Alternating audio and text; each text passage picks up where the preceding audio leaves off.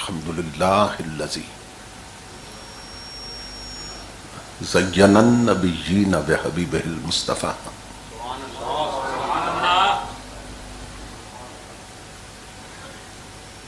ومن علی المؤمنین بنبیہ المجتبیٰ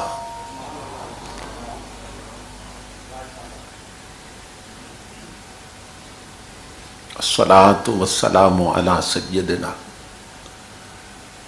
ومولانا محمد خیر الورا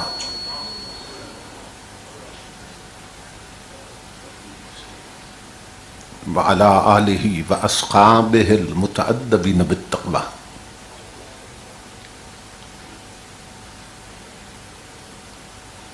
اما بعد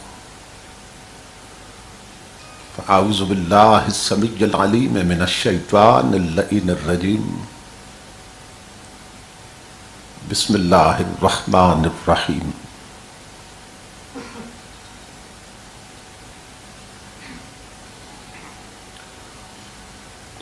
ومن اعرض عن ذکری فإن له معیشة ضنکا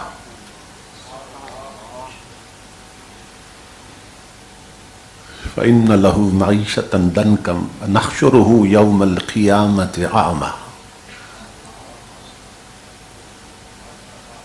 قال رب لم حشرتنی اعمی وقد كنت بصیرا.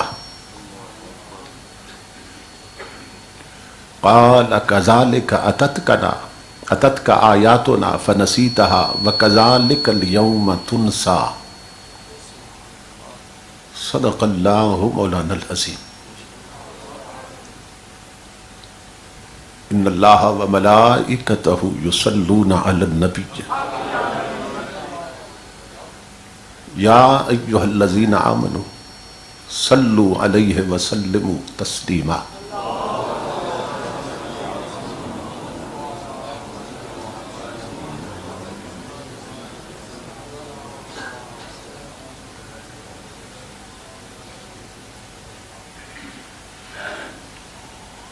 لائق صد احترام سرمایہ ملت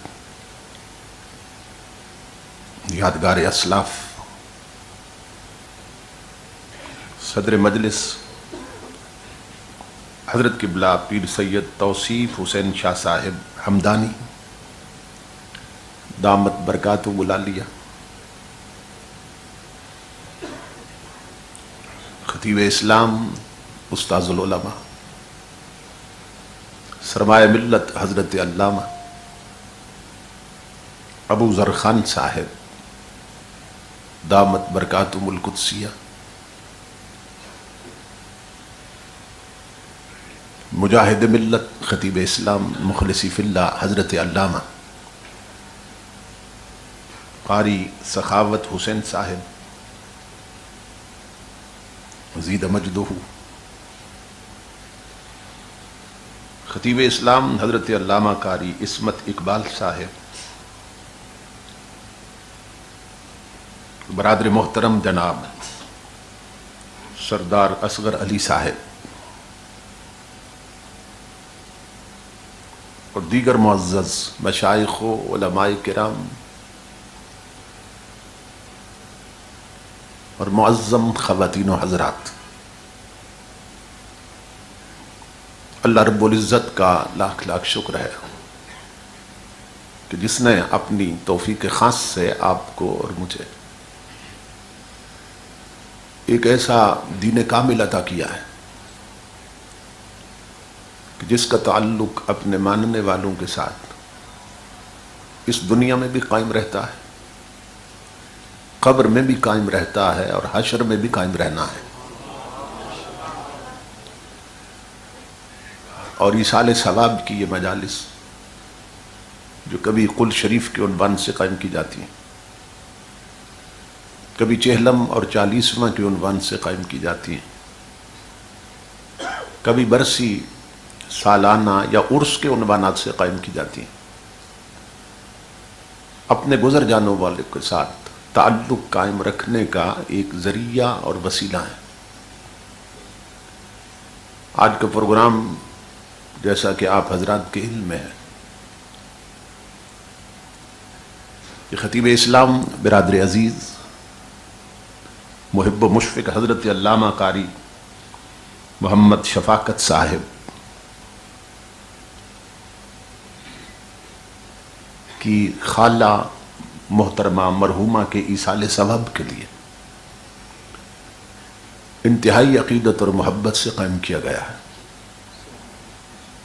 اس کے انعقاد پر میں آپ تمام حضرات کی خدمت میں بالعموم اور حضرت علامہ قاری محمد شفاقت صاحب اور محترم محمد رمضان صاحب اور ان کے جملہ معاونین کی خدمت میں بالخصوص دل کی عطا گہرائیوں سے ہدیہ تبریک و تحسین پیش کرتا ہوں اور دعا کرتا ہوں کہ اللہ رب العزت ان کی اس کاوش کے نتیجہ میں محترمہ مرحومہ کو کروٹ کروٹ اپنی رضائیں اور رحمتیں عطا فرمائے اور اپنے جوار رحمت میں مقامات علیہ سے نوازے۔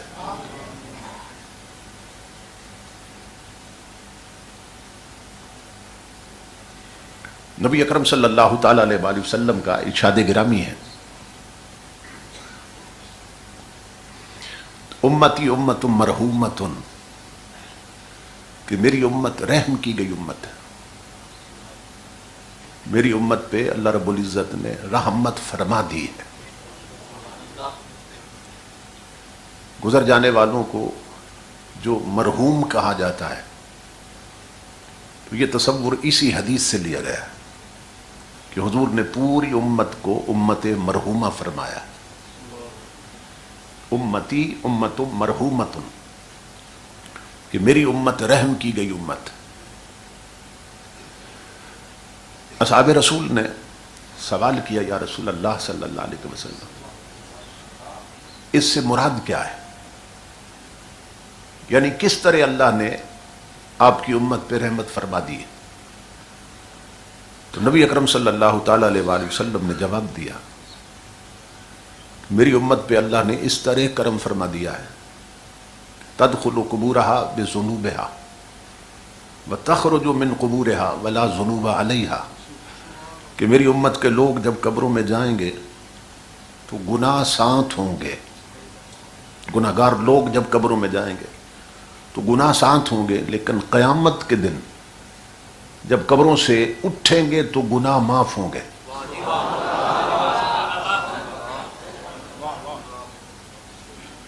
تو یہ بڑی عجیب بات تھی کہ قبروں میں جائیں گے تو گناہ ساتھ ہوں گے اور حشر کے دن قبروں سے اٹھیں گے تو گناہ معاف ہوں گے۔ تو صحابہ کرام نے حیران ہو کے پوچھا، یا رسول اللہ صلی اللہ علیہ وسلم آپ خود فرما رہے ہیں کہ قبروں میں جائیں گے تو گناہ ساتھ ہوں گے اور اٹھیں گے تو معاف ہوں گے، تو قبروں میں جانے کے بعد انہوں نے وہاں جا کے نمازیں نہیں پڑھی، روزے نہیں رکھے، صدقہ و خیرات نہیں کیا، تو پھر قبروں میں لیٹے لیٹے گناہ کیسے معاف ہو گئے؟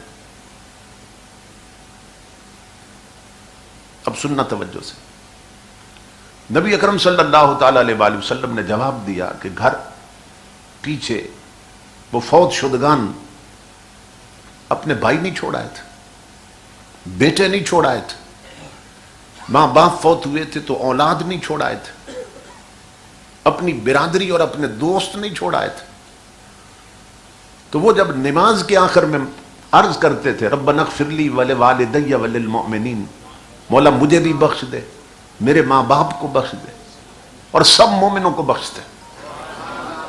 امام الانبیاء نے فرمایا کہ وہ دعا مانگتے تھے نا پچھلے کہ سب مومنوں کو بخش دے، تو پچھلوں کی دعاؤں سے اگلوں کے گناہ معاف ہوتے رہیں۔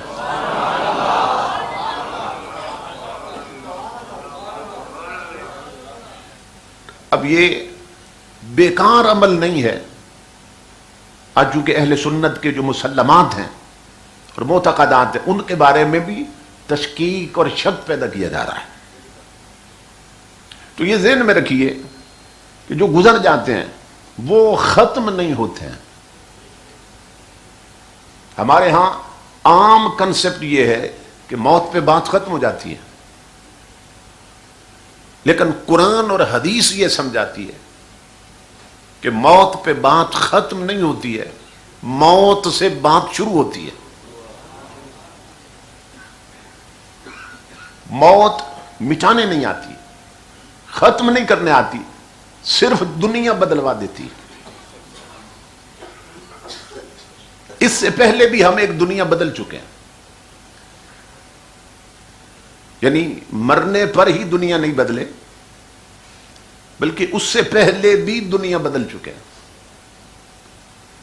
اور یہ پورا پروسیس ہے۔ شروع کہاں سے ہوا؟ عالم ارواح سے، روحوں کی دنیا سے۔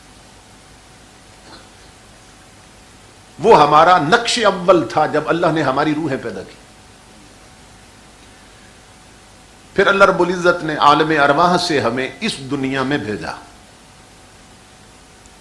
جو ابھی نہیں آئے اس دنیا میں، وہ کہاں پہ ہے؟ وہ عالم ارواح میں ہے، روحوں کی دنیا میں۔ تو وہاں سے نکلے تو اس دنیا میں پہنچے۔ اس دنیا میں جس میں اس وقت ہم موجود ہیں، اس کو عالم شہادت کہتے ہیں۔ پھر اس دنیا سے نکلنا اگلی دنیا کی طرف، اس کا عالم برزخ کہتے ہیں، قبر کی زندگی، اس کو برزخی زندگی کہتے ہیں۔ اور پھر وہ جو اگلی زندگی ہے، اگلی دنیا ہے، قبر کی زندگی اور قبر کا عالم، اس میں بھی ہمیشہ نہیں رہنا ہے، جیسے یہاں ہمیشہ نہیں رہنا ہے۔ پھر اس دنیا سے نکل کر اگلی دنیا میں جانا ہے، جس کو عالم آخرت کہتے ہیں یا عالم قیامت کہتے ہیں، اور اس کا ایک دن 50,000 سال کا ہونا ہے۔ اور یہاں کا دن کتنا ہے؟ اس کے مقابلے بہت چھوٹا، نہ ہونے کے برابر، اور وہ 50,000 سال کا دن ہے۔ تو اتنی بڑی دنیا جس کا ایک دن 50,000 سال کا ہے، پھر اس نے بھی ختم ہونا ہے، اور اس دنیا سے نکل کر پھر ہم نے اگلی دنیا میں جانا ہے، یا عالم جنت میں یا عالم دوزخ میں۔ تو یہ پورا پروسیس ہے جو میں نے آپ کو بتا دیا۔ چلے کہاں سے؟ عالم ارواح سے۔ اب کہاں ہے؟ عالم دنیا میں یا عالم شہادت میں۔ مر کے کہاں جانا ہے؟ عالم برزخ میں۔ وہاں سے کہاں؟ عالم قیامت میں۔ وہاں سے کہاں؟ عالم جنت میں یا عالم دوزخ میں۔ یہ قرآن و سنت کا نچوڑ ہے، پورا میں نے سلسلہ بتا دیا۔ چلنا کہاں سے ہے، پہنچنا کہاں پہ ہے۔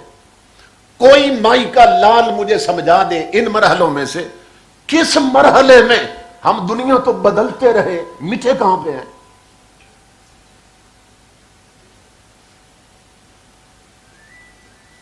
دنیا بدلتے رہے، ہم مٹے کہاں پہ ہیں؟ جو کہتے ہیں جی موت مٹانے آتی ہے اور مٹا دیتی ہے۔ موت مٹانے نہیں آتی ہے، دنیا بدلوانے آتی ہے۔ اور مرنے کے بعد جس دنیا میں جانا ہے اس کو کون سی دنیا کہتے ہیں؟ برزخی دنیا۔ برزخ کا معنی کیا ہے؟ پردہ۔ علماء بیٹھے ہیں، برزخ کا معنی کیا ہے؟ پردہ۔ قبر کی زندگی کو قرآن نے کہا پردے والی زندگی۔ قرآن اور حدیث لفظ ایسے لگا دیتے ہیں نا، ساری بات کھل کے سامنے آ جاتی۔ یہی تو فصاحت و بلاغت۔ مرنے کی زندگی، مرنے کے بعد کی زندگی برزخ کی زندگی ہے، اور برزخ کا معنی ہے پردہ۔ برزخی زندگی، پردے والی زندگی۔ تو میرا سوال یہ ہے، اگر پردے کے پیچھے کچھ نہیں ہو رہا تو پھر پردہ لگانے کی ضرورت کیا ہے؟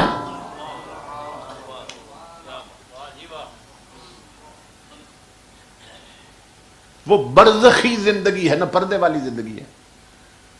تو اگر پیچھے کچھ نہیں ہو رہا اس کے پردے کے پیچھے، تو پھر آگے پردہ کیوں تان رکھا ہے؟ پھر پردہ لگانے کی ضرورت کیا ہے؟ اگر موت مٹا دیتی ہے، قبروں میں کچھ نہیں ہے، پھر پردہ کیوں تان رکھا ہے؟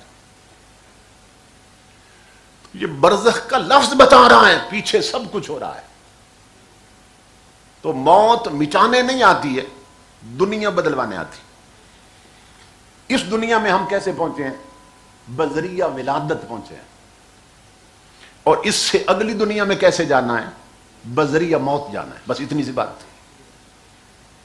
یہ راستہ ہے اگلی دنیا میں نکلنے کے لیے۔ جیسے حضور نے فرمایا، الموت جسر یوصل الحبیب الی الحبیب۔ موت ایک پل ہے جو یار کو یار سے ملا دیتی۔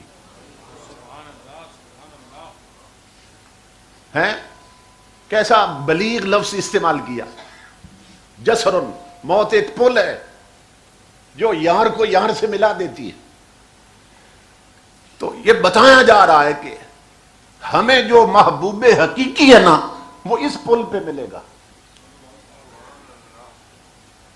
یاروں نے ملنے کے لیے بھی جگہ مقرر کر رکھی ہوتی ہے نا، جہاں یار ملتے ہیں کوئی نشان کوئی نشانی کوئی جگہ مقرر کر لیتے، تو وہ جو محبوب حقیقی ہے وہ اس پل پہ ملتا ہے.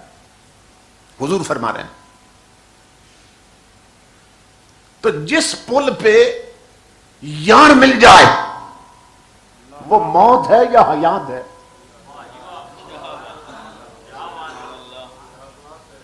یہ توجہ طلب بات بھائی، جسے پا کر محبوب مل جائے وہ موت ہے یا حیات؟ ہمارے لیے تو یہ ایک تنبیہ کی بات ہے نا کہ موت کا وقت مقرر ہے، بدلتا نہیں ہے، اس لیے اپنی تیاری پوری رکھو. ہمیں تو اس سے ڈر لگتا ہے جب آئے گی تو نہ گھڑی آگے ہوگی نہ پیچھے ہوگی. لیکن اسی آیت کو پڑھ کے نا لا یستاخرون ساعۃ ولا یستقدمون، ولی خوشی سے جھومنے لگتے، اللہ کے عاشق خوشی سے جھومنے لگتے. کیوں؟ اس میں محبوب نے پیغام دیا ہے. موت اس سے ملاقات کا وقت، موت پل ہے جہاں یار ملنا ہے. تو ولی جھومتے ہیں، وہ کہتے ہیں یار خبر دے رہا ہے کہ میں ملاقات کا ٹائم دے کے ٹائم یاروں کے لیے بدلتا نہیں ہوں. ہم جو ملاقات کا ٹائم دیتے ہیں نا وہ ٹائم بدلتے نہیں ہیں، جو ٹائم دیتے ہیں اسی پہ یاروں کو ملتے ہیں. اس لیے موت کا وقت مقرر ہے کیونکہ یہ ملاقات ہے اللہ اور اس کے محبوب کے ساتھ. لیکن کس کے لیے ملاقات؟ حضور نے فرمایا تحفۃ المؤمن الموت، موت تحفہ ہے مگر کس کے لیے؟ مومن کے لیے. مومن کے لیے جو اللہ کے سچے بندے ہیں اور حضور کے سچے غلام، ان کے لیے موت تحفہ ہے. پھر بڑا بلیغ لفظ استعمال کیا حضور نے، تحفہ، تحفۃ المؤمن الموت، مومن کے لیے موت تحفہ ہے. حدیث پاک کا مطالعہ کرنے سے یہ بات واضح ہوتی ہے کہ جب اللہ رب العزت اس دنیا سے نکالتا ہے نا اپنے بندے کو، تو قبر تک پہنچنے سے پہلے تو اسے دو تحفے دیتا ہے. ایک موت تحفہ کے طور پہ اس کو دیتا ہے، اور دوسرا تحفہ کیا دیتا ہے؟ امام الانبیاء فرماتے ہیں ان یغفر لجمیع من اتبع جنازتہ. اللہ فرماتا ہے میرے بندے، میرے ولی، میرے پیارے محبوب کے سچے غلام، ایک ہے موت تحفہ تیرے لیے، اور دوسرا تحفہ یہ ہے جتنے لوگ تیرے جنازے کے پیچھے چلے میں نے سب کی بخشت کر دی ہے. یہ میں حدیث پڑھ رہا ہوں، این یغفر لجمیع من اتبع جنازتہ، جس نے تیرے جنازے کی پیروی کی یعنی پیچھے چلا اس کی میں نے بخشت کر دی. یہ دوسری خوشخبری اور تحفہ دیا جاتا ہے اس کو جو حضور کا غلام فوت ہوتا ہے. تو اب ایمان سے بتائیں کہ جس کی خاطر پیچھے چلنے والے بخشے گئے، تو جس کی خاطر ہوا اس کا مقام کیا ہوگا؟ تو یہ میٹھا نہیں ہے، میٹھا نہیں ہے، اس نے صرف دنیا بدلی. حضرت نظام الدین دہلوی کا جنازہ جا رہا تھا نا، تو ہجوم تھا پیچھے بہت بڑا. تو حضرت امیر خسرو تھے اور ایک اور دیوانہ، اس نے آواز دی اے تماشا گاہے عالم روئے تو کجا بہرے تماشا می روی. آواز دی عاشق نے کہ وہ ہستی جسے دنیا دیکھنے آتی تھی تو نہا دھو کہ کس کو دیکھنے جا رہا ہے. دیوانے نے آواز دی، عاشق نے آواز دی، مرید نے آواز دی، اے وہ ہستی. حضرت نظام الدین دہلوی کا جنازہ جا رہا تھا، محبوب الہی کا جنازہ جا رہا تھا. تو آواز دی انہوں نے اے تماشا گاہے عالم روئے تو کجا بہرے تماشا بھی روی. اے وہ ہستی جسے دیکھنے دنیا آتی تھی تو کپڑے بدل کے نہ دو کہ کس کو دیکھنے جا رہا ہے. تو مریضان دیوبند کے حکیم الامت مولانا اشرف علی تھانوی نے بھی لکھا ہے کہ آپ کا کفن سے ہاتھ باہر نکل آیا اور شہادت کی انگلی اٹھا کے اوپر اشارہ کرنے لگے کہ تم مجھے دیکھنے آتے تھے، میں اسے دیکھنے جا رہا ہوں، تم مجھے ملنے آتے تھے، میں اسے ملنے جا رہا ہوں۔ یہ وہ لوگ ہیں جن کے لیے موت تحفہ بنتی ہے، لیکن کون؟ جو حضور کے غلام ہیں، جو مومن ہیں، جو اللہ کے سچے بندے۔ ورنہ جو الفاظ میں نے تلاوت کی ہے ان میں اللہ رب العزت نے نقشہ کھینچا ہے کہ جو اس کے نہیں بن کے جیتے، اس کے محبوب کے غلام نہیں بنتے نا، فرمایا ان کے ساتھ ہم کیا کرتے ہیں۔ لفظوں پہ غور کریں، فرمایا وَمَنْ أَعْرَضَ عَنْ ذِكْرِي فَإِنَّ لَهُ مَعِيشَةً ضَنْكَ، جو ہمارے ذکر سے منہ پھیر لیتے ہیں۔ ذکر سے مراد شریعت ہے، قرآن ہے، قانون اسلام۔ اِنَّا نَحْنُ نَزَّلْنَا الذِّكْرَ وَإِنَّا لَهُ لَحَافِظُونَ، تو ذکر سے مراد ہے قرآن۔ تو جزاک اللہ رب العزت فرما رہا ہے کہ جو زندگی گزارتے ہیں شریعت کی طرف پشت کر کے، ماں بہنیں بیٹیاں بھی سنیں، جو شریعت کی نہیں مانتی ہیں، من مانی کرتی ہیں، جو رب رسول کے چاہے پہ نہیں چلتی، اپنے من کے چاہے پہ چلتی ہیں، تو اللہ فرماتا ہے ہم ان کی زندگانی تنگ کر دیتے ہیں۔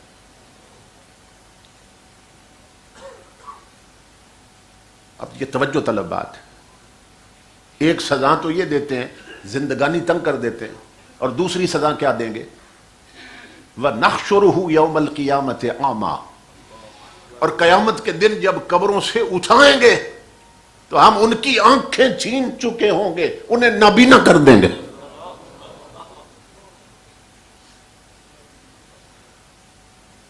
دو سزائیں دیں گے، ایک تو زندگانی تنگ کر دیتے ہیں اور دوسرا قبروں سے اندھا کر کے اٹھائیں گے۔ یہ آگے چل کے عرض کرتا ہوں، ہم میں سے کتنے ہوں گے جو قیامت کو اندھے اٹھیں گے، آنکھیں ہی نہیں ہوں گی، قرآن بتا رہا ہے۔ سوال یہ پیدا ہوا کہ اللہ رب العزت نے فرمایا کہ جو میرے ذکر سے منہ پھیر لیتے ہیں، شریعت کی طرف پشت کرتے ہیں، ہماری نہیں مانتے، نمازیں نہیں پڑھتے ہیں، زکوٰۃ نہیں دیتے ہیں، صاحب استطاعت ہیں تو حج نہیں کرتے ہیں، اور تاجر ہیں تو ملاوٹ کرتے ہیں، جھوٹ بولتے ہیں، ہماری نہیں مانتے، تو ہم ان کی زندگانی تنگ کر دیتے ہیں۔ اس پر سوال یہ ہوا کہ ہم تو اپنی سوسائٹی اور معاشرے میں دیکھتے ہیں کہ جنہوں نے اللہ کی شریعت کی طرف پشت کر رکھی ہے نا، بڑے بڑے بدماش اور غنڈے لوگ، وہ تو بڑی عیاشی کی زندگی گزار رہے ہیں۔ یہ دیکھتے ہیں نا بڑے بڑے حرام خور آفیسر، بڑی بڑی کوٹھیاں ہیں، مہنگی گاڑیاں ہیں، تعیش کی زندگی، عیاشی کی زندگی گزار رہے ہیں، بیگمات کو پارکوں میں لے کے پھرتے ہیں، فلمیں دیکھتے ہیں، ہر گناہ کرتے ہیں، مگر بڑی عیش میں ہے اور بڑی موج میں ہے۔ قرآن میں اللہ کہتا ہے ہم زندگی تنگ کر دیتے ہیں، تو ان کی زندگی تنگ تو نہیں نظر آ رہی، وہ تو بڑی موج میں ہے۔ تو سنو امام الانبیاء کے غلام، اصحاب رسول کہتے ہیں کہ یہاں جس زندگی کی بات ہو رہی ہے نا، وہ دنیا کی زندگی نہیں ہے۔ اللہ فرماتا ہے جب یہ بدماش اور غنڈے لوگ قبر میں آئیں گے تو ہم قبروں کی زندگی تنگ کر دیں گے، کیونکہ اس شکنجے سے بچ تو نہیں سکتے۔ تو اس سے مراد ہے برزخی زندگی، قبر کی زندگی۔ معیشتاً ضنکا سے مراد کیا ہے؟ قبر کی زندگی ہم تنگ کر دیتے۔ امام الانبیاء نے فرمایا تھا، اور یہ خطاب حضور کا اپنی امت کے غریبوں سے تھا، غریبوں کو حضور نے فرمایا۔ امام الانبیاء نے فرمایا میری امت کے غریبوں، جن کے گھر میں دین ہے، جن کے گھر میں سجدے ہیں، جن کے گھر میں شرم و حیا ہے، جن کے گھر میں تلاوت، جن کے گھر میں خدا کا ذکر ہوتا ہے، اے غریبوں لا تغبطن فاجرا بنعمتہ، کسی ایسے غنڈے بدماش امیر کو دیکھ کر جس کے گھر میں دولت ہے مگر نبی کی شریعت نہیں ہے، جس کی بیٹیاں پردہ نہیں کرتی ہیں، بال کٹوا کے بے پردہ بازاروں میں پھرتی ہیں، جن کے گھروں کے مصلی ویران رہتے ہیں، جن کے گھروں میں قرآن الماریوں میں بند رہتا ہے، گھروں میں فلمیں چلتی ہیں، ڈرامے دیکھے جاتے ہیں، شادیوں پہ ڈانس کرواتے ہیں، گانے چلاتے ہیں۔ امام الانبیاء فرماتے ہیں میری امت کے غریبوں، ایسے امیروں کو دیکھ کر مت حسرت کرنا میں بھی ان جیسا بن جاؤں، اتنی بڑی کوٹھی میرے پاس بھی ہو، اتنا بینک بیلنس میرے پاس بھی ہو، اتنی قیمتی گاڑی میرے پاس بھی ہو، اتنی زمینیں جائیداد بنگلے میرے پاس بھی ہو۔ حضور فرما رہے امت کے غریبوں کو مت حسرت کرنا میں بھی اس امیر جیسا بن جاؤں۔ آگے کیا فرمایا؟ فرمایا فَإِنَّكَ لَا تَدْرِي مَا هُوَ لَاقٍ بَعْدَ مَوْتِهِ فَإِنَّ لَهُ عِندَ اللَّهِ قَاتِلًا لَا يَمُوتُ یعنی النار۔ امام الانبیاء فرماتے ہیں میری امت کے غریب، تو نے اس بدماش کی بڑی کوٹھی دیکھی ہے، تنگ قبر نہیں دیکھ سکے گا تو اس کی۔ تو نے اس کے بنگلے اور کوٹھی کے قیمتی فانوس دیکھے ہیں، تو قبر کا اندھیرا نہیں دیکھ سکے گا اس کے۔ اے میری امت کے غریب، تجھے نہیں معلوم اس بدماش کا قبر میں آنے کے بعد کیا حشر ہونے والا ہے، اس کے ساتھ کیا بیتنے والی ہے۔ اس لیے مت حسرت کرنا کہ میں بھی اس جیسا بن جاؤں۔ یہ تو 4 دن کی زندگی ہے، جیسے تیسے گزر جائے گی، لیکن وہ گزرنی مشکل ہو جائے گی جو قبروں کی زندگی تنگ کر دی جائے گی۔ اس میں مراد یہ ہے کہ ہم قبر کی زندگی تنگ کر دیتے، اور کیسے تنگ کرتے ہیں؟ حضرت عمر بن مسلم ایک بزرگ گزرے، امام الانبیاء کے غلاموں، طبقات میں ہے کہ وہ فرماتے ہیں کہ میرے دل میں نا اللہ نے یہ خیال ڈال دیا کہ ہمارے محلے میں جو گورکن ہے قبریں کھودنے والا، اس کی پوری زندگی گزری ہے قبرستان میں، تو میں اس سے پوچھوں تو صحیح کہ کبھی قبرستان میں کوئی عجیب چیز بھی دیکھی ہے؟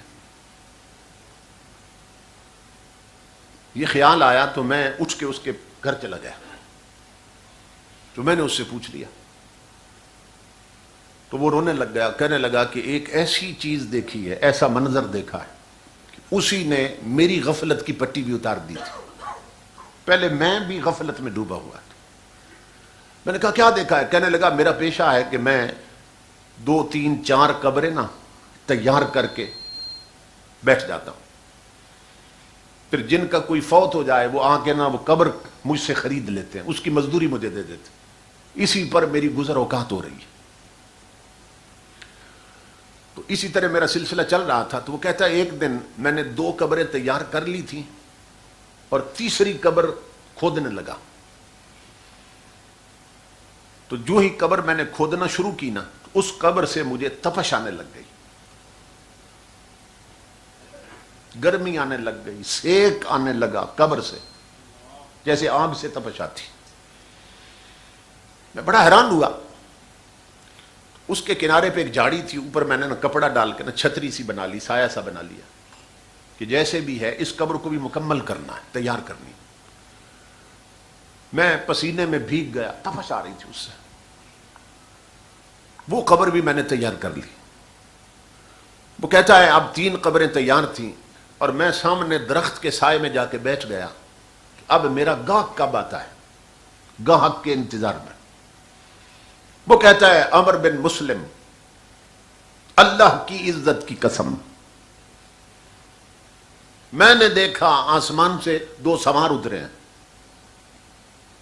چہروں پہ نقاب، سواریوں سے اترے، اور جو پہلی قبر کھودی تھی نہ وہاں آ گئے، ان میں سے ایک سرانے کی طرف، دوسرا پاؤں کی طرف کھڑا ہو گیا۔ جو سر کی طرف تھا وہ پاؤں والے کو کہنے لگا لکھو اس قبر کے بارے میں۔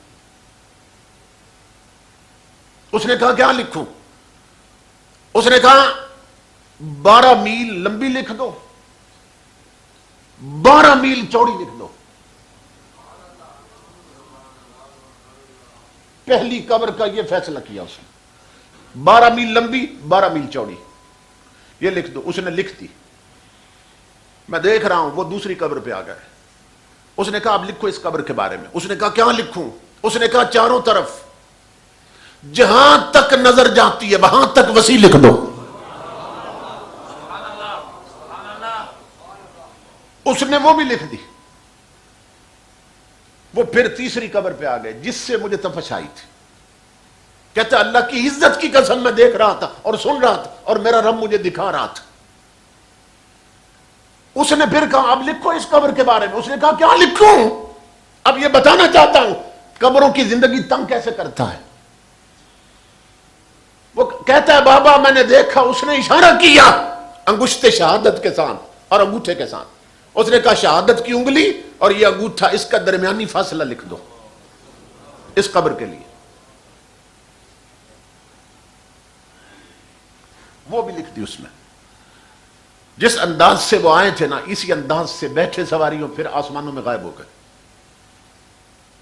اب میں منتظر تھا درخت کے نیچے کہ دیکھتے ہیں ان قبروں میں کون کون آتے ہیں۔ ماں بہنوں بیٹیوں غور سے سننا، بڑے سبق کی بات ہے عورتوں کے لیے۔ وہ کہتا ہے کچھ وقت گزرا، ایک جنازہ آ گیا، انہوں نے پہلی قبر مجھ سے خرید لی، اس کی مزدوری مجھے دی۔ لیکن میں دیکھ کر حیران ہوا کہ اس جنازے میں 4 بندے وہ تھے جنہوں نے جنازہ اٹھا رکھا تھا، اور 4 یا 5 بندے ساتھ تھے جو پڑھنے آئے تھے، اور بندے ہی کوئی نہیں تھے۔ میں حیران ہوا، میں نے کہا یار یہ کون مر گیا کہ اتنے تھوڑے لوگ جنازہ پڑھنے آئے؟ تو وہ کہنے لگے یہ ہمارے محلے کا سب سے غریب بندہ مرا ہے، اور غریبوں کے جنازے کون پڑھتا ہے؟ غریبوں کے جہاں میں وقت بھی رک رک کے چلتا ہے، کبھی صبح نہیں ہوتی، کبھی شام میں نہیں ہوتی۔ ہم نے جنازے بھی تو بھاجی بنا دیے نا، عدلے کا بدلہ دیتے ہیں۔ میرے مرے تھے تو یہ پڑھنے آئے تھے، اب ان کا مرا میں بھی پڑھا ہوں، خدا کے لیے جنازے کون پڑھتا ہے؟ تو انہوں نے بتایا یہ ہمارے محلے کا سب سے غریب آدمی تھا، اس لیے کسی نے اہمیت نہیں دی اسے، جنازہ پڑھنے کو نہیں آیا، اور اتنا غریب تھا ہم نے کفن دفن کے لیے چندہ کیا آپس میں، اسی چندے سے تجھے مزدوری دی ہے۔ وہ کہتا ہے جب وہ یہ بات کر چکے، میں نے ان سے پوچھا، میں نے کہا مجھے بتاؤ غریب تو تھا، اس کا کردار کیسا تھا؟ تو ایک ساتھی کہنے لگا، اس نے کہا سن اللہ کی عزت کی قسم، اس کے پاس دولت کی کمی تھی مگر سجدوں کا غریب نہیں تھا، یہ تلاوت کا غریب نہیں تھا، یہ درود کا غریب نہیں تھا، یہ گلیوں میں چلتے بھی نبی پہ درود پڑھتا رہتا تھا، 5 وقت مسجد میں ہوتا تھا۔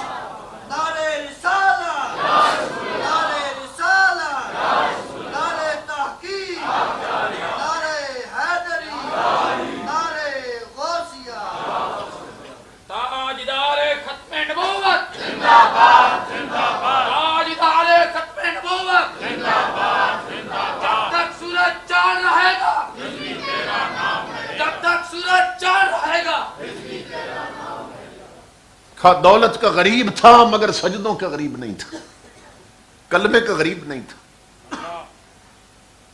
وہ کہتا ہے میں نے اس کے نا وہ مزدوری واپس کر دی، کیونکہ میں اس کا مقام تو جان ہی چکا تھا، جیسے 12 میل لمبی مل رہی ہے 12 میل چوڑی مل رہی ہے، میں نے مزدوری واپس کر دی، وہ دفن کر کے چلے گئے۔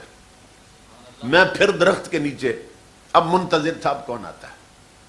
کہتا ہے کچھ وقت گزرا، پھر ایک جنازہ گیا، انہوں نے دوسری قبر مجھ سے خریدی، لیکن میں پہلے سے بڑھ کر حیران ہوا، کیوں؟ اس لیے کہ اس جنازے میں صرف وہ 4 بندے تھے جنہوں نے جنازہ اٹھایا ہوا تھا، 5واں بندے کوئی نہیں تھا۔ کہتا ہے میں حیران ہوا، میں نے کہا یار یہ کون مر گیا؟ وہ اتنے تھوڑے بندے آئے ہیں جنازہ پڑھنے۔ تو وہ کہنے لگے یہ ہم بھی نہیں جانتے یہ کون ہے، یہ سفر میں تھا، کوئی مسافر پردیسی مرا ہے، مسلمان سمجھ کے ہم نے چندہ کر کے کفن دفن کا کیا، یہ ہم نہیں جانتے یہ کون ہے۔ وہ بابا کہتا ہے میری چیخ نکل گئی، میں نے کہا تم تو نہیں جانتے ہو کون ہے، مگر میں جانتا ہوں یہ کون ہے، یہ کوئی محمد عربی کا سچا غلام آیا ہے، یہ کوئی رب کا ولی آیا ہے جسے حد نظر تک وسیع مل رہی ہے۔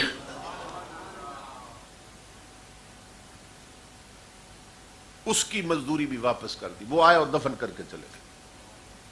وہ کہتا ہے اب میں درخت کے نیچے بے قرار تھا کہ اب اس میں کون آتا ہے، اب اس میں کون آتا ہے، تیسری قبر میں۔ کہتا ہے کچھ وقت گزرا، ایک جنازہ آ گیا، اس جنازے کے پیچھے تمام قسم کے لوگ تھے،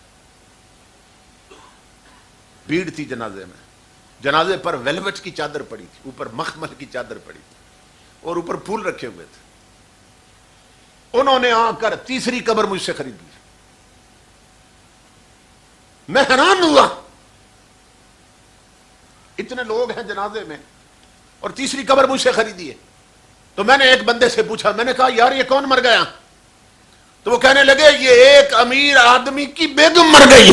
اللہ اللہ ماں بہنوں بیٹیوں سنو عورت کی بات. کہا ایک امیر آدمی کی بیوی مر گئی. میں نے کہا بتاؤ ان کے گھر کا ماحول کیسا تھا؟ اس نے بتایا ان کے گھر میں دولت تو تھی, نبی کی شریعت نہ تھی. پیسے کی کثرت نے انہیں رب رسول کا باغی بنا دیا تھا. یہ بے پردہ بن سمر کر بازاروں میں پھرتی تھی اور بے پردہ سہیلیاں اس نے بنا رکھی تھی. نمازوں کے وقت بھی اس کے بنگلے کے مسلح ویران رہتے تھے. ان کے گھر کی الماری سے قرآن کبھی پڑھنے کے لیے نہیں نکلا. یہ غافل لوگ تھے. وہ کہتا ہے عمر بن مسلم قبر کھودنے والا کہتا بس یہ منظر دیکھا میری آنکھوں سے بھی پٹی اتر گئی اور مجھے یہ بات سمجھ آ گئی کہ تم دنیا میں جو کچھ بھی ہو لیکن یہاں قبروں کے نیچے, زمین کے نیچے, قبروں کے اندر یہاں عہدے نہیں چلتے, یہاں ذات نہیں چلتی, یہاں دولت نہیں چلتی, یہاں صرف کملی والے کی غلامی چلتی ہے, یہاں صرف حضور کی نوکری چلتی ہے. اس ٹکٹکی سے اب بچ نہیں سکتا. اس لیے میری ماں بہنوں بیٹیوں, ٹی وی پر ڈرامے نہ چھوڑ کر نمازیں چھوڑنے والی ہو, فلمیں نہ چھوڑ کر سجدے چھوڑنے والی ہو, ڈرو کہیں یہ فیصلہ نہ کر دیا جائے. اڈوں اور ہوٹلوں پر تاش کھیلتے ہوئے اور حقے پیتے ہوئے نمازیں چھوڑنے والے بوڑھو, ڈرو تمہاری قبروں کے یہ فیصلے نہ کر دیے جائیں. رومانٹک ناول پڑھنے والی اور ٹچ موبائلوں پہ فلمیں دیکھنے والی بیٹیوں, ڈرو اس وقت سے تمہارے یہ فیصلے نہ کر دیے جائیں. دودھ میں پانی ملانے والوں اور حرام خور افسروں اور تاجر جو بددیانت ہیں, ملاوٹ کرنے والے تاجروں, ڈرو اس وقت سے کہیں تمہارے لیے یہ فیصلے نہ کر دیے جائیں. کیونکہ ہماری میجارٹی ان فیصلوں کی مستحق ہو چکی. اللہ رب العزت فرماتا ہے میں ان کی قبروں کی زندگی تنگ کر دیتا ہوں, کیونکہ یہاں تو سب نے آنا ہے. لیکن کون ہے جو اس طرف توجہ کرتا ہے؟ منبر پہ حضور نے فرمایا تھا,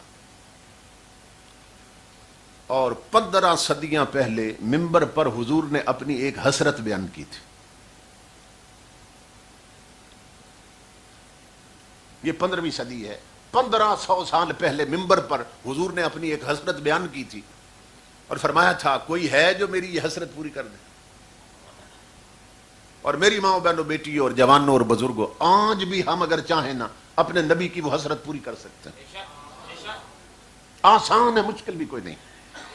امام الانبیاء سورہ ملک کے فضائل بیان کر رہے تھے, سورہ ملک کے فضائل بیان فرما رہے تھے. یہ سورت ہے, 2 رکوع ہیں اور 30 آیتیں ہیں اس کی, ٹوٹل 30 آیتیں ہیں. چھوٹی سی سورت, کوئی اتنی بڑی نہیں ہے. امام الانبیاء منبر پہ فرمانے لگے احبو, یہ میری حسرت ہے, یہ میری طلب ہے, یہ میں چاہتا ہوں ان تکون هذه سورت فی قلب کل رجل وامرأۃ من امتی. امام الانبیاء نے فرمایا میری حسرت ہے میرے امتیوں کہ یہ جو سورہ ملک ہے نا میرے ہر امتی کے سینے میں چلی جائے. یعنی ہر کوئی اسے زبانی یاد کر لے, یہ میری حسرت. حضور نے فرمایا قربان جائیں حضور کے صحابیوں پر, صحابیات پر. تو جو راوی اس حدیث کے ہیں نا وہ کہتے ہیں اس دن مدینہ میں نہ کوئی مرد بچا تھا نہ کوئی عورت بچی تھی, نہ کوئی آزاد بچا تھا نہ کوئی غلام بچا تھا, سب نے یہ صورت یاد کر لی تھی. کہ جب آقا کی حسرت ہے تو آج ہی یاد کرتے ہیں. مدینہ کے ہر فرد کو سورہ ملک زبانی یاد تھی, وہ اس طرح حسرتیں پوری کرتے تھے. تو اس کے ٹوٹل 2 رکوع ہیں اور 30 آیتیں ہیں. اب ہمارے رکشے چلانے والے جو دن بھر اوپر گانے چلاتے ہیں, سزوکیوں کے ڈرائیور دن بھر اوپر گانے چلاتے ہیں, اسی طرح ہوٹلوں والے دن بھر گانے سنتے اور چلاتے ہیں. بسوں میں صرف گانے نہیں ہیں, LCDs لگی ہیں, فلمیں چل رہی ہیں. ٹچ موبائلوں میں جوان لڑکے لڑکیاں فلمیں دیکھتے ہیں, ڈرامے دیکھتے ہیں. اگر وہ ساری چیزیں ڈیلیٹ کر دیں اور ہر کوئی سورہ ملک سننے لگ جائے تو جتنا بھی ڈل ہو نہ کند ذہن ہو بندہ، صبح سے شام تک اگر ایک آیت سنتا رہے نا تو شام تک وہ آیت اسے یاد ہو جاتی. اور 30 آیتیں مہینے میں 30 دن ہوتے ہیں، 30 دنوں میں یہ پوری سورت یاد ہو جائے گی. روزانہ صرف ایک آیت سننی ہے صبح سے شام تک. تو رکشوں پہ اگر یہ چلیں، سزوکیوں میں چلیں، ہوٹلوں پہ چلیں، گھروں میں چلیں، ٹچ موبائلوں میں سنیں.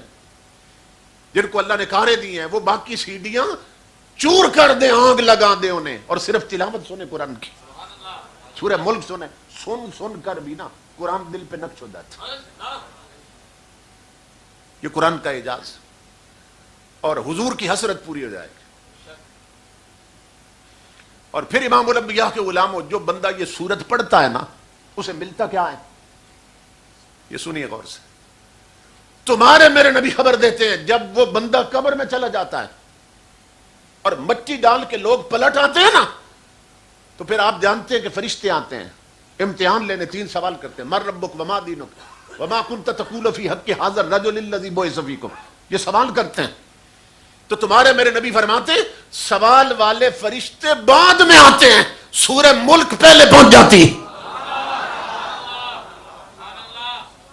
30 آیتیں صرف، اور 2 رکوع، اور 1 مہینے میں یاد کرنی ہے، کوئی مشکل نہیں. تو امام الانبیاء کے فرماتے ہیں سورہ ملک پہنچ جاتی، اور کرتی کیا ہے؟ اس پوری قبر کو نا اپنے نورانی پروں کے گھیرے میں ڈھانپ لیتی. نورانی پروں میں ڈھانپ لیتی.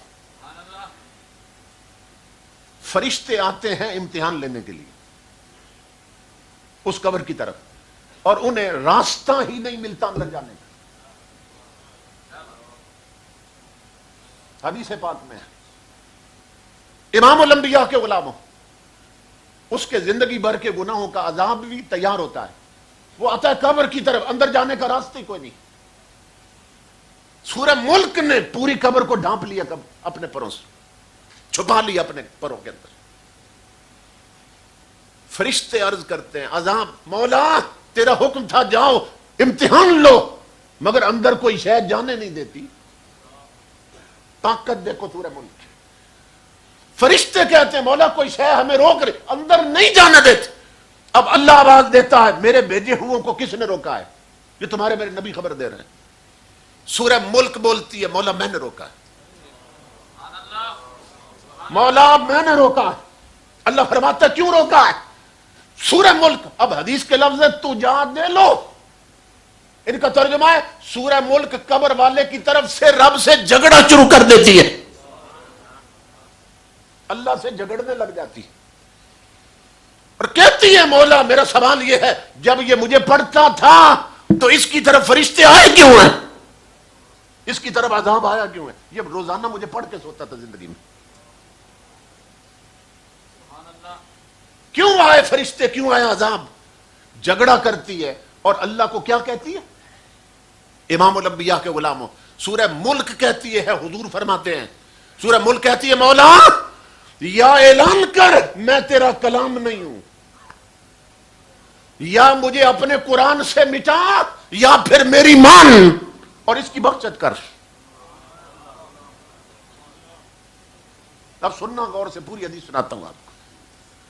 اللہ رب العزت آواز دیتا ہے اے سورہ ملک قد شفاعتوں کے فی ہے. اللہ فرماتا ہے خوش ہو جا، میں نے تیری مان لی، میں نے اس کی بخشت کر دی.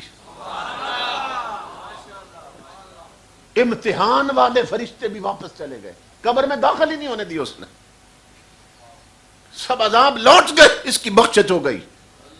امام الانبیاء فرماتے ہیں پھر کیا ہوتا ہے؟ پھر یہی سورہ ملک جس نے پروں میں پوری قبر لی تھی نا، اب یہ ایک جنت کی حور کی شکل میں بدل جاتی، جنتی حور کی شکل میں بدل جاتی اور قبر کے اندر چلی جاتی ہے. فوادع فاہا علی فیہ، حدیث کے لفظ ہے اپنا منہ رکھ دیتی ہے اس قبر والے کے منہ پر،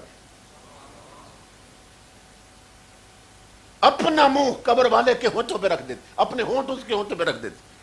اور تمہارے میرے نبی فرماتے ہیں اس کے ہونٹ چومتی ہے، بوسے دیتی ہے، اور کیا کہتی ہے؟ کہتی ہے مرحباً بہذا الفم فربما تلانی، کہتی ہے میں اس منہ کے قربان جاؤں جس نے کئی بار دنیا میں میری تلاوت کی ہے. اس منہ کو چومتی ہے قبر میں. ہمیں کیا دیتے ہیں؟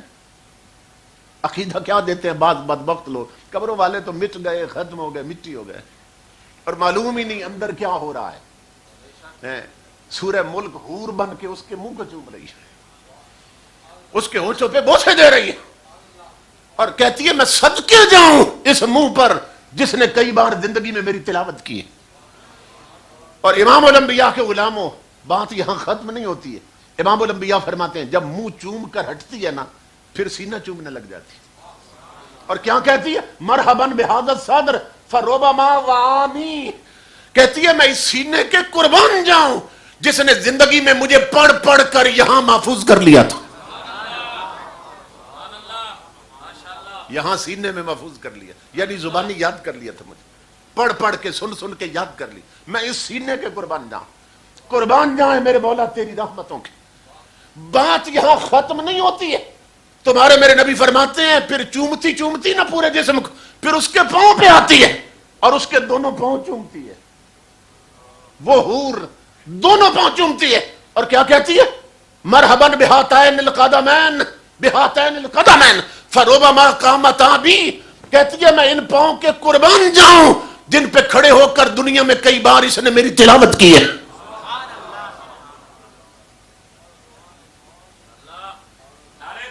تصور کریں،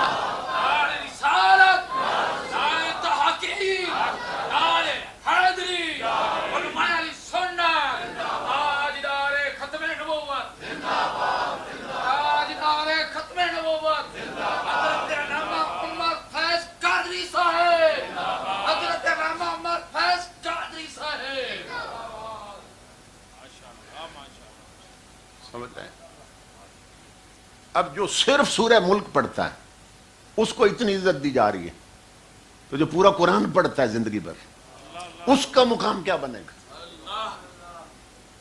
آپ تصور کریں. تو 2 رکوع ہیں اور 30 آیتیں ہیں ٹوٹل اس کی. روزانہ ایک آیت بھی یاد کریں، مہینے میں سورت یاد ہو جائے گی اور حضور کی حسرت پوری ہو جائے گی. تو ماؤں بہنوں بیٹیوں کو اس طرف آنا چاہیے، قرآن یاد کریں، قرآن سنیں، قرآن پڑھا کریں، لیکن اس طرف توجہ نہیں دیتی. اور صوفیاء کا ٹوٹکا سن لیں، فقیروں کے ٹوٹکے. اولیاء اللہ فرماتے ہیں کہ مہینے میں 30 دن ہوتے ہیں، جس دن پہلی رات کا چاند نکلے نا، جس کو سورہ ملک یاد ہو یا دیکھ کر پڑھ سکتا ہو یا پڑھ سکتی عورت، وہ چاند کو دیکھنے کے بعد صرف ایک بار سورہ ملک پڑھ لے، پہلی رات کا چاند دیکھنے کے بعد. اگر زبانی یاد ہو تو سامنے چاند کے کھڑے ہو کے نا دیکھتے دیکھتے پڑھ لیں. اولیاء کرام فرماتے ہیں اللہ کی عزت کی قسم مہینے میں 30 دن ہے اور اس کی 30 آیتیں ہیں، اس کی ہر آیت ہر دن کی محافظ بن جاتی ہے.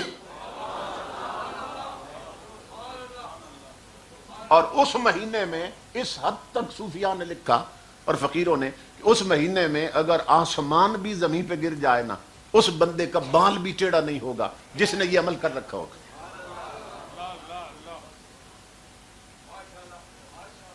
کتنی طاقت. تو اگر یہ بھی نہ کر سکیں تو پھر افسوس ہے ہماری زندگی پر. اللہ رب العزت فرماتا ہے کہ میں پھر ان کی قبروں کی زندگی تنگ کر دیتا ہوں. تو قبروں میں یہ حشر ہوتا ہے، اور اگر حضور کے بن جائیں تو پھر یہ عزتیں ملتی ہیں، پھر قبروں میں یہ حال ہوتا ہے. پھر امام الانبیاء کے غلام اللہ فرماتا ہے وَنَحْشُرُهُ يَوْمَ الْقِيَامَةِ أَعْمَى. پھر ایسے لوگ جو شریعت کی طرف پشت کر کے زندگی گزارتے ہیں، پھر قیامت کے دن جب قبروں سے اٹھائیں گے نا تو ہم ان کی آنکھیں چھین چکے ہوں گے، انہیں نابینا کر دیں گے. تو یہ آیت بتا رہی ہے ہم میں سے بہت سے لوگ قیامت کے دن اندھے ہوں گے، آنکھیں نہیں ہوں گی، اس لیے کہ ہماری میجارٹی زندگی شریعت کے خلاف گزار رہی ہے. گھروں کے مصلے دیکھ لیں، نمازوں کے وقت بھی ویران رہتے ہیں، ہر جگہ پہ بھیڑ ہے، رش ہے. اگر خالی ہے تو خدا کے گھر خالی ہیں. مسجدیں ہر محلے میں بنی ہوئی ہیں اور بڑی بڑی خوبصورت مسجدیں بنا دی. اس کی بھی حضور نے خبر دی تھی. ایک حدیث ہے جس میں قرب قیامت کی 72 علامتیں حضور نے بیان کی ہیں، اور اس میں سے ایک علامت یہ بھی ہے حضور صلی اللہ علیہ وسلم نے فرمایا وَسُوِّرَتِ الْمَسَاجِدِ، اور دوسری علامت حضور نے فرمائی وَحُلِّيَتِ الْمَصَاحِفِ، اور تیسری علامت وَطُوِّلَتِ الْمَنَائِرِ۔ قربان جائیں حضور کے علم پر۔ امام الانبیاء فرماتے ہیں میری امت پہ وقت آئے گا، یہ قرب قیامت کی نشانیوں میں سے ہے، فرمایا مسجدیں بڑی سجا دی جائیں گی مگر نمازی نہیں ہوں گے۔ ہر محلے کی مسجد سجی ہوئی ہے، پیسہ آ گیا لوگوں کے پاس، کوئی ٹائلوں کا ذمہ لیتا ہے، کوئی ڈیکوریشن کروانے کا ذمہ لیتا ہے، محراب میرے، کوئی کہتا ہے مینار میں بنواؤں گا۔ اس پر بھی حضور نے فرمایا وَطُوِّلَتِ الْمَنَائِرِ، مینارے بڑے اونچے کر دیے جائیں گے مسجدوں کے، مگر اخلاق اتنے ہی نیچے ہو جائیں گے۔ مینارے اونچے ہوں گے، بندے اتنے ہی چھوٹے ہو جائیں گے اپنے امر اور کردار میں۔ مسجدیں سجا دی جائیں گی مگر نمازی کوئی نہیں ہوگا۔ اب دیکھ لیں اس محلے کے ارد گرد آبادی دیکھ لیں اور 5 وقت مسجد کے نمازی دیکھ لیں کتنے ہیں۔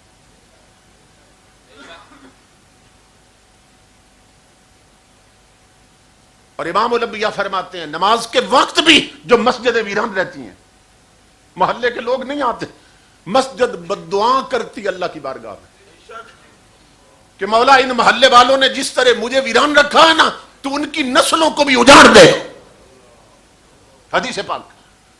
اور جس محلے کی مسجد آباد ہے سجدوں سے، آقا فرماتے ہیں مسجد بھی دعا دیتی ہے انہیں، اور مسجد کہتی ہے مولا اس محلے والوں نے مجھے جیسے آباد رکھا ہے نا، قیامت تک ان کی نسلوں کو بھی آباد رکھنا۔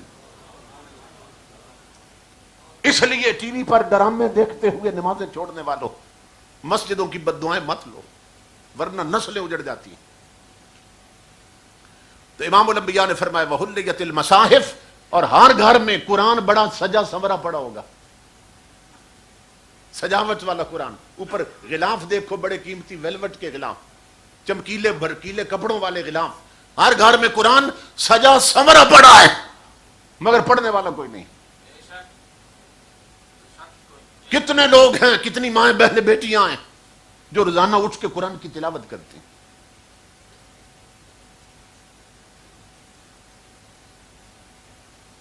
اللہ رب العزت فرماتا ہے قیامت کے دن میں آنکھیں چھین لوں گا، اور جب میں نابینا کر کے اٹھاؤں گا نا قبروں سے، تو ہر کوئی چیخ رہا ہوگا، اور قال، اور ہر کوئی کہے گا رب لما حشرتنی اعما وقد کنت بصیرا۔ قرآن میں اللہ نقشہ کھینچ رہا ہے، ہر کوئی چیخ کر کے گا مولا دنیا میں تو بڑی آنکھوں والا تھا، موٹی موٹی آنکھیں تھی، میری نظر بڑی تیز تھی، یہ میں نابینا کیسے ہو گیا، آج آنکھیں کہاں گئی میری؟ اللہ فرماتا ہے میں جواب دوں گا قال کذالک اتتک آیاتنا فنسیتہا وکذالک اليوم تنسی۔ اللہ فرماتا ہے میں جواب دوں گا بدبخت یاد کر، آنکھیں تو دی تھی میں نے، بڑی موٹی آنکھیں تھی، بڑی تیز نظر تھی، مر گئی ان آنکھوں کے ساتھ تو ٹی وی دیکھ لیتا تھا، فلمیں اور ڈرامے دیکھ لیتا تھا، بد نظری کرتا تھا، اور ہر شے دیکھتا تھا، نہیں دیکھتا تھا تو میرے مصطفیٰ کا قرآن نہیں دیکھتا تھا۔ تو جو آنکھیں قرآن پر نہ کھلی وہ آج اس لائق نہ تھی کہ انہیں سلامت چھوڑ دیا جائے، اس لیے ہم نے وہ آنکھیں ختم کر دی۔ اندھے لوگ جہنم میں پھینک دیے جائیں گے، آنکھیں نہیں ہوں گی۔ عارف کھڑی فرماتے ہیں میں انا تے تلکن رستہ، تو کیوں کر رہے سنبھالا، پھر راستے بھی وہ اتنے کچھن، عصر کا میدان، اور تاریکیوں پہ تاریکیاں، پھر آنکھیں بھی نہیں ہیں، میں انا تے تلکن رستہ۔ امام الانبیاء کے غلاموں کیسے بچیں گے؟ اس سے پہلے شریعت والی آنکھیں تیار کر لو، مصطفیٰ کی شریعت والے کان تیار کر لو، یعنی وہ آنکھیں جو صرف اسے دیکھیں جس کو دیکھنے کی اجازت، وہ کان صرف وہ آواز سنے جس کے سننے کی اجازت، ہاتھ صرف اسے ٹچ کریں جسے چھونے کی اجازت، پاؤں صرف وہاں چل کے جائیں جہاں چل کے جانے کی اجازت، دل و دماغ صرف وہ سوچے جس کے تصور اور سوچنے کی اجازت دی ہے۔ لیکن ہمارے کان غلط سن رہے ہیں، ہاتھ غلط پکڑ رہے ہیں، قدم غلط راہوں پہ چل رہے ہیں، دل و دماغ غلط سوچ رہے ہیں۔ اور اس دور کا سب سے بڑا فتنہ جو ہے وہ یہ موبائل ہے، الیکٹرانک میڈیا، پرنٹ میڈیا اور سوشل میڈیا۔ یہ 3 قسم کا جو میڈیا ہے نا، اس نے پوری امت کو برباد کر دیا، اور اس کی بھی حضور نے خبر دی، سنیے غور سے۔ امام الانبیاء نے فرمایا ستکون فتن، میری امت میں بہت فتنے پیدا ہو جائیں گے، بہت خرابیاں اور گناہ پیدا ہو جائیں گے، اور ان فتنوں کے ماحول میں یہ دور ہے فتنوں کا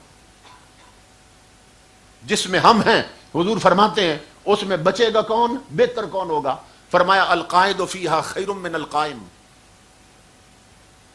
اور والقائم فیہا خیر من الماشی، والماشی فیہا خیر من السائی۔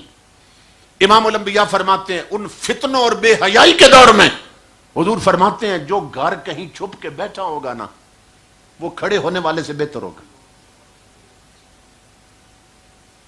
ترتیب سننا جو حضور نے بیان کی، جو کہیں بیٹھ جائے گا بچنے کے لیے وہ کھڑے ہونے والے سے بہتر ہوگا، جو کھڑا ہوگا وہ چلنے والے سے بہتر ہوگا۔ اور امام الانبیاء فرماتے ہیں جو چل رہا ہوگا وہ دوڑنے والے سے بہتر ہوگا، یعنی جو جتنا ان فتنوں سے دور رہے گا وہ اتنا بہتر ہوگا۔ اور امام الانبیاء نے یہ بڑی خبر دی، یہ مقام ہے، فرمایا من تشرف لہا تستشرفہ، فرمایا وہ ایسے فتنے ہوں گے جس نے دور سے بھی جھانکنے کی کوشش کی نا، دور سے کہ چلو دیکھ لوں ہے کیا، امام الانبیاء فرماتے جس نے ان فتنوں میں جھانکنے کی کوشش کی آقا فرماتے ہیں وہ بھی مبتلا ہو جائے گا، وہ بھی نہیں بچ پائے گا۔ آج کئی بوڑھی عورتیں ہیں، بوڑھے بوڑھے لوگ کہتے ہیں جی ہم ٹی وی پر نہ صرف خبریں سنتے ہیں، ہم نے نہ کبھی فلم دیکھی ہے نہ کبھی ڈرامہ دیکھا ہے، ہم تو صرف خبریں سنتے ہیں۔ تو وہ جو خبریں سنا رہی ہے وہ کیا لگتی ہے؟ جس کے سر پر تو کیا گلے میں بھی دوپٹہ نہیں ہے، جو اپنی چھاتیاں دکھا رہی ہے بد نصیب، یہ اس نبی کی امت کی بیٹی ہے جو گھر میں مصلی پر اونچی آواز میں نبی کا قرآن نہیں پڑھ سکتی، آدھا ننگا جسم لے کر کروڑوں لوگوں کو دکھا رہی ہے، اور بابا جی بھی دیکھ رہے اور بوڑھی عورت بھی دیکھ رہے، کہتی ہے میں فلمیں نہیں دیکھتی، میں تو صرف خبریں سنتی ہوں۔ تو یہ خبریں سننا یہ جائز؟ اور پھر خبریں نہیں رہی، اس میں فلموں کی خبریں بھی ہیں، ان کے کلپ دکھاتے ہیں، اس میں بیڈمنٹن کھیلنے والیاں ہماری جو بچیاں ہیں بعض جو باہر ملکوں میں کھیلتی ہیں، آدھے ننگے جسم دکھاتے ہیں ان کے، اور وہ سارے دیکھ رہے ہیں اور کہتے ہیں میں تو فلم نہیں دیکھتا ہوں، ڈرامہ نہیں دیکھتا ہوں، میں تو صرف خبریں سنتا ہوں۔ تمہارے میرے نبی نے خبر دی 15 صدی پہلے، من تشرف لہا، جس نے جھانکنے کی بھی کوشش کی نا، ایسے فتنے ہوں گے میری امت پر مسلط ہو جائیں گے کہ وہ اس میں مبتلا ہو جائے گا اور ملوث ہو جائے گا۔ تو بچے گا وہی، حضور نے ایک حدیث میں فرمایا کہ بچے گا وہی جو بکریاں لے کر نا کسی پہاڑ کی چوٹی پہ چلا جائے گا، آبادیوں سے نکل جائے گا، انہی بکریوں کے دودھ سے پیاس بجھائے گا، انہی سے بھوک مٹائے گا۔ مطلب یہ ہے بچے گا وہی کہ جس نے یہ راستہ ہی چھوڑ دیا ہوگا، وہ بچے گا، ورنہ کوئی نہیں بچ سکتا۔ یا تو اپنے ایمان کو اتنا مضبوط کرو۔ آج ٹچ موبائلوں پہ کیا ہوا ہے؟ ٹچ موبائلوں پہ جہاں علماء کے خطاب آئے ہیں نا، وہاں ان خطابات کے درمیان میں گندی تصویریں بھر دی گئی ہیں، گندے کلپ چڑھا دیے، اوپر خطاب ہے نیچے گندی فلم کا انہوں نے اشتہار دے دیا۔ تو جوان لوگ دیکھنے والے تنہائی میں بیٹھے ہیں، دیکھ رہے ہیں، اچھا یار یہ بھی چیک کروں یہ کیا ہے، تقریر تو سن لی ہے یہ کیا ہے۔ تو امام الانبیاء فرماتے ہیں جس نے جھانکنے کی کوشش کی وہ بھی مبتلا ہو جائے گا۔ اور جو ٹچ موبائل رکھتے ہیں ان کا بڑا بہانہ یہ، اس میں بڑی انفارمیشن ہے جی۔ اچھا جنہوں نے ٹچ نہیں رکھے ہوئے پاگل ہو گئے ہیں؟ جن کے سادہ موبائل ہیں کیا وہ پاگل ہو گئے ہیں؟ کیا انہیں نیند نہیں آتی؟ کہتے ٹچ موبائل ہے اس میں بڑی معلومات، اچھا جتنی معلومات لی تو نے کیا تیر مار لیا، کیا ترقی کر لی، سوائے اس کے کہ کئی بار آنکھوں کے زنا میں مبتلا ہوا ہے، کانوں کی بدکاری میں مبتلا ہوا ہے۔ کہتے ہیں اس میں بڑی خبریں ہیں جی، بڑی معلومات۔ دوسروں کی معلومات چھوڑ، اپنی خبر لے، تیرے ساتھ کیا بیتنے والی ہے، کیا ہونے والا ہے تیرے ساتھ۔ تو یہ موجودہ دور کے فتنے ہیں۔ امام الانبیاء نے اس کی خبر دی، سیاتی زمان لا امتی، میری امت میں وقت آنے والا ہے، لا یبال المرء امتی میرا ہوگا مگر پرواہ ہی نہیں ہوگی. ما اخذ منہ امن الحلال ام من الحرام. امتی میرا ہوگا پرواہ ہی نہیں ہوگی حلال کر رہا ہے کہ حرام کر رہا ہے. آج اتنی حرام چیزیں ہماری زندگی میں داخل ہو چکی ہیں، یعنی بہو بیٹیوں کا لباس تک جو ہے نا وہ حرام. شریعت جس لباس کو حرام کہتی ہے وہ ہماری بہو بیٹیوں نے کپڑے پہنے ہوئے.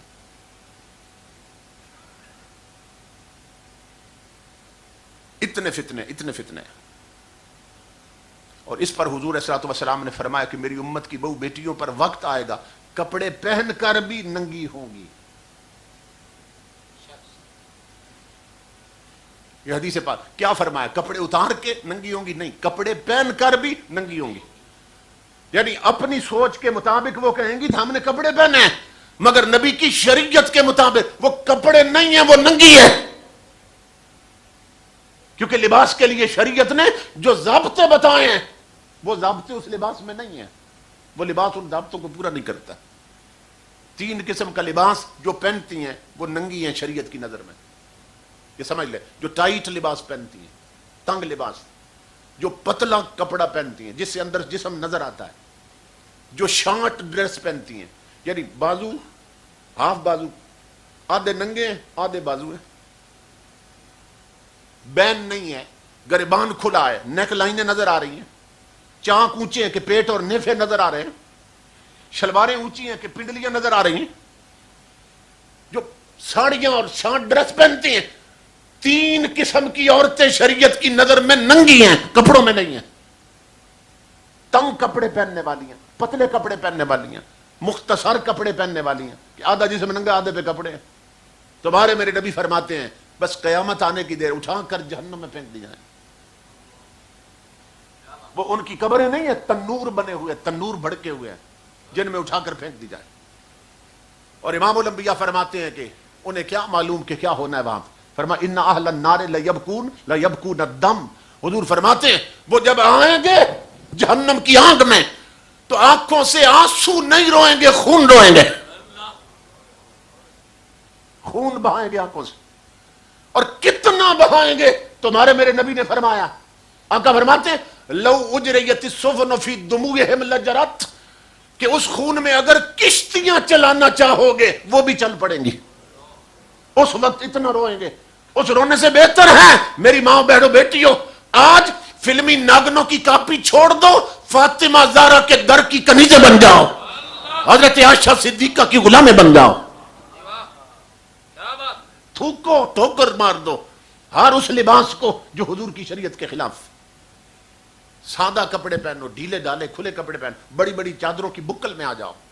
یہ چادر کر کے گھر سے نکلو، پردے میں نکلو، پردے میں نکلو. آخری بات عرض کر رہا ہوں، قرآن پاک میں اللہ رب العزت نے نا سورہ کاف میں بھی فرمایا اور کئی مقامات پہ کہ ہم نے یہ جو بیٹے ہیں، یہ زمینیں ہیں، کھیت کھلیان ہیں، اللہ فرماتا ہے کہ یہ تمہاری دنیا کی زینت بنا دی ہے.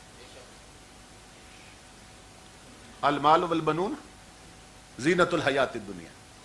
بنون بیٹوں کو کہتے ہیں. اللہ فرماتا ہے تمہارے مال، جائیدادیں، بنگلے، کوٹھیاں اور زمینیں، اور تمہارے بیٹے میں نے دنیا کی زینت بنا دی ہیں. بندہ جا رہا ہو نا، 4 بیٹے جوان، 2 بیٹے جوان ساتھ چل رہے ہوں، اس کا ایک روب بڑھ جاتا ہے، ایک تمکنت ہوتی ہے، ایک وقار ہوتا ہے.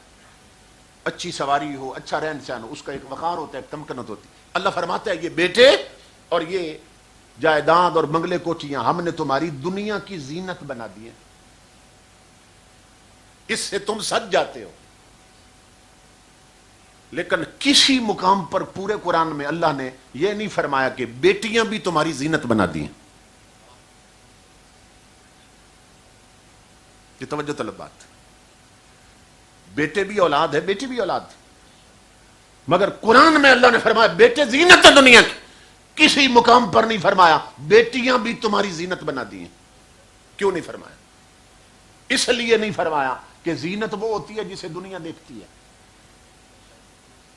بنگلے کوٹھیاں دنیا دیکھتی ہے اس لیے زینت، بیٹے ساتھ چلتے ہیں دنیا دیکھتی ہے اس لیے زینت ہے.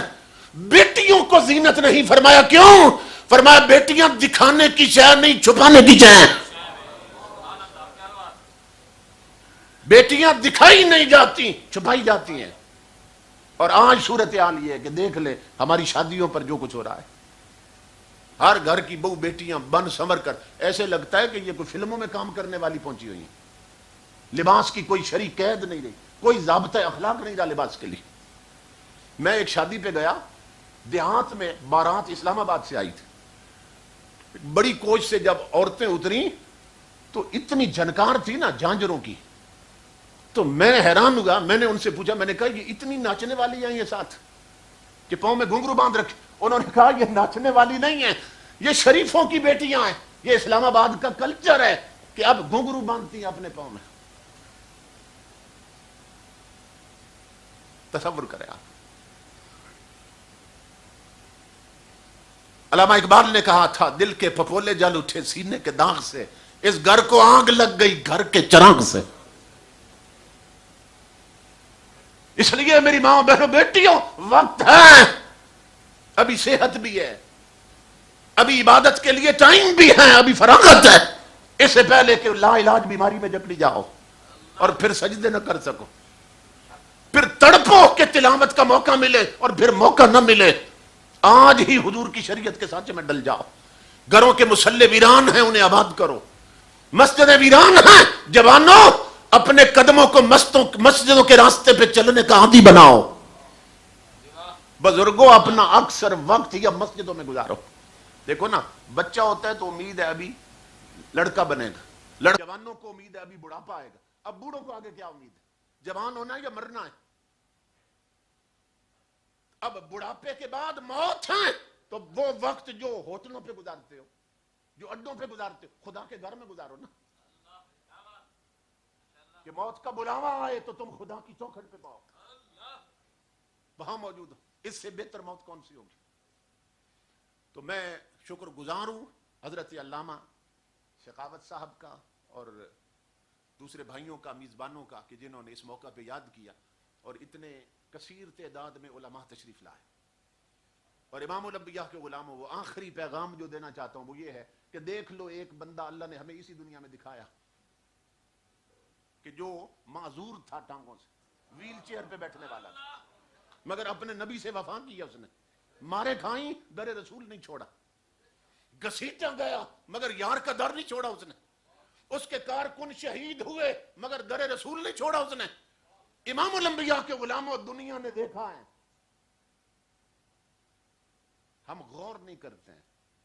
ہمارے ہاں میں نے ڈاکٹروں کی لاشیں دیکھی ہیں, میتیں, ڈاکٹر ہیں, لیکن کچھ وقت کے بعد نا ناک سے خون شروع ہو جاتا ہے. ہسپتالوں سے جتنی میتیں آتی ہیں سب کی ناک میں روئی ڈالی ہوتی ہے, کیونکہ ناک سے پیپ بہنے لگتی ہے اور خون آنے لگ جاتا ہے. اور کچھ وقت کے بعد میت اکڑ جاتی ہے, لکڑی کی طرح ہو جاتی ہے.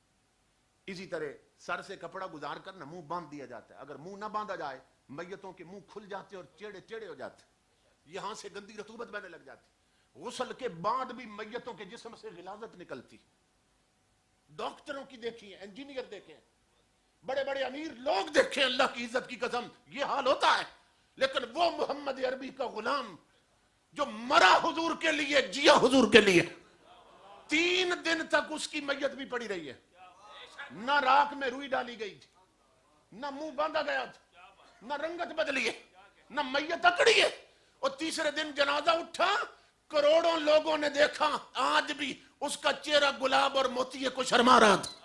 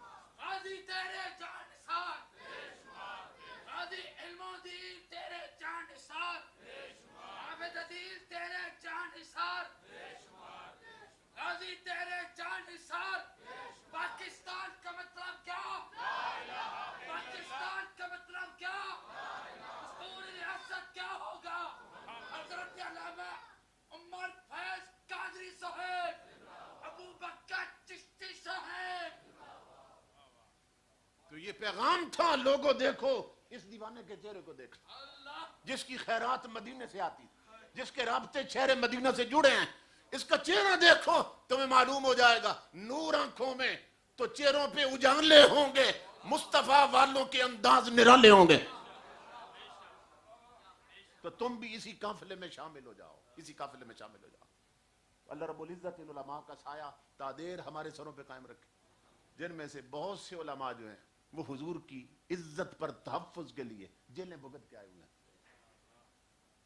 تو اللہ رب العزت یہ جو قافلہ سالار ہیں اہل سنت کے انہیں سلامت رکھے اور ہم سب کو ان کی پیروی کی توفیق عطا فرمائے اور جس مرحومہ بہن کے لیے بزرگ خاتون کے لیے اس پروگرام کا اہتمام کیا گیا اللہ رب العزت انہیں حضرت صلی اللہ علیہ وسلم کی بنات پاک اور ازواج پاک کی صحبت و سنگت معیت اور دیدار عطا فرمائے وما علینا الا البلاغ